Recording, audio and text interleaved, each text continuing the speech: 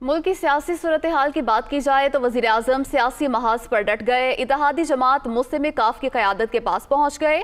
چودھری برادران نے ڈٹ کر وزیراعظم کے ساتھ کھڑے رہنے کا اعلان کر دیا۔ اہم ملاقات کا احوال اس رپورٹ میں۔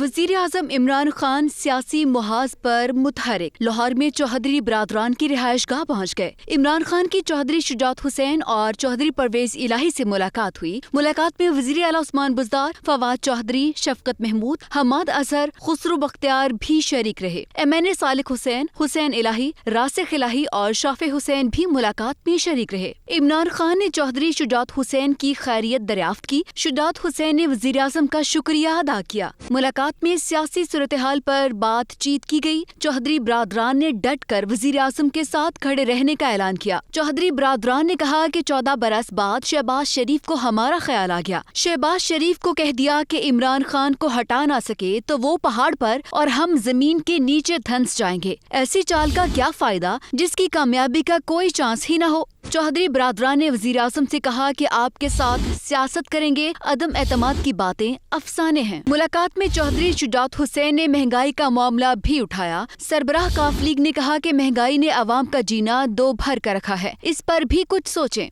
وزیر اعظم نے کہا کہ مہنگائی کی روک تھام کے لیے ہی پیٹرولیم اور بجلی کی قیمتوں کو کم کیا ہے۔ چودھری شجاعت حسین نے وزیر اعظم کے پیٹرول اور بجلی کی قیمتوں میں کمی کے اعلان کو سراہا۔ چودھری پرویز الہی نے کہا کہ صنعتوں کی بحالی کے پیکج میں پنجاب کو بھی شامل کیا جائے۔ عمران خان نے کہا کہ یہ بڑا اچھا آئیڈیا ہے، اس میں پنجاب کی صنعتوں کو بھی شامل کیا جائے گا۔ وزیر اعظم نے چودھری برادران کو چین اور روس کے دورے پر اعتماد میں لیا۔ عمران خان نے کہا کہ بہت لوگ کہہ رہے تھے کہ روس نہ جائیں، میں نے کہا کہ اب دورہ ملتوی کرنا نامناسب ہوگا۔ چودھری شجاعت حسین اور چودھری پرویز الہی نے وزیر اعظم کے دورہ روس کی بھی تعریف کی۔